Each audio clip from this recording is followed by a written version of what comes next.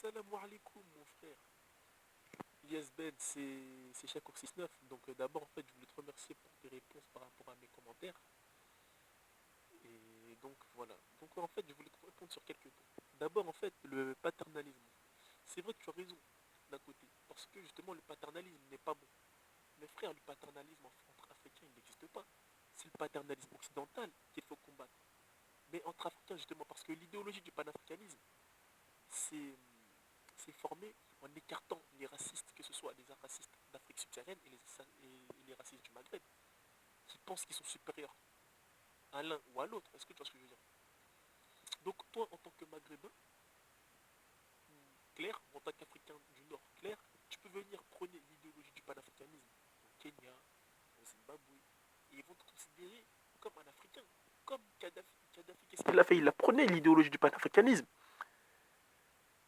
Et les Africains subsahariens se sont sentis justement représentés par ce dernier, puisque justement il a, il a eu ce sentiment, enfin, il a représenté l'Afrique et il a transmis justement ce sentiment d'africanité justement à toute l'Afrique.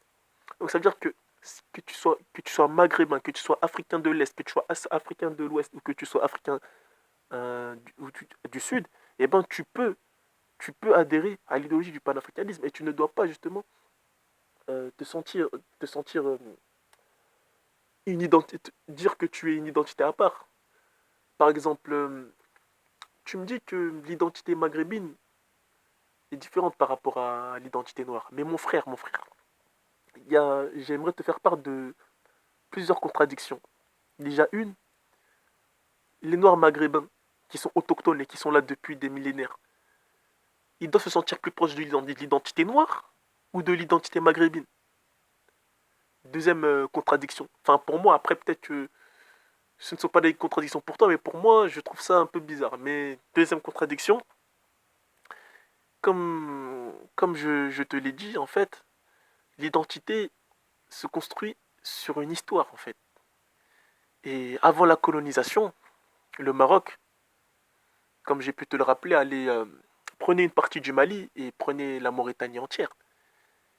Et et dans ce royaume marocain, comme il prenait la Mauritanie entière et il prenait une partie du Mali, et ben il y avait des Noirs aussi, justement dans ce royaume marocain.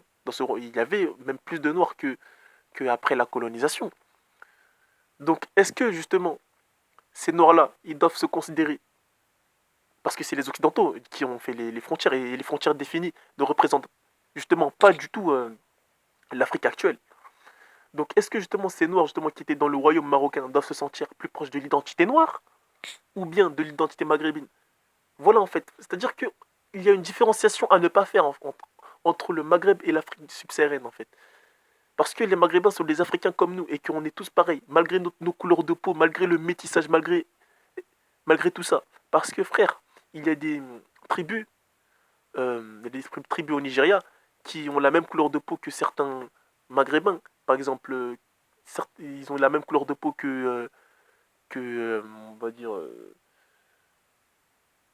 ouais, par exemple, que des joueurs de foot comme Samir Nasri ou etc. Au Nigeria, bien sûr. Et ils peuvent avoir les cheveux lisses, ou en Somalie aussi. Il y a des, il y a des, il y a des, il y a des habitants qui ont la peau claire, très claire, voire. Mais ils vont se sentir africains. Donc, justement, le Maghreb, c'est pareil. Au Maghreb. C'est pas parce que, justement, un Tunisien à la peau est un Maghrébin qui doit plus supporter un Marocain plutôt qu'un Sénégalais. Et c'est pas parce que moi, je suis un Ghanéen que je dois supporter plus un Kenyan plutôt qu'un Marocain. Nous sommes tous des frères et justement nous avons tous une identité africaine. Parce que frère, le panafricanisme s'est construit justement sur le rejet des racistes, que ce soit d'Afrique subsaharienne ou d'Afrique du Nord. Donc aussi je voulais revenir sur un autre point, c'était ouais, l'histoire des beurettes. Certes, c'est vrai que le mot beurette peut frustrer et frustre justement beaucoup de monde. Mais en fait, il faut savoir que le beurette ne signifie pas toutes les filles maghrébines. En fait, le mot, c'est comme le terme niaf, ça ne représente pas toutes les filles noires en fait. Le terme beurette, en fait, c'est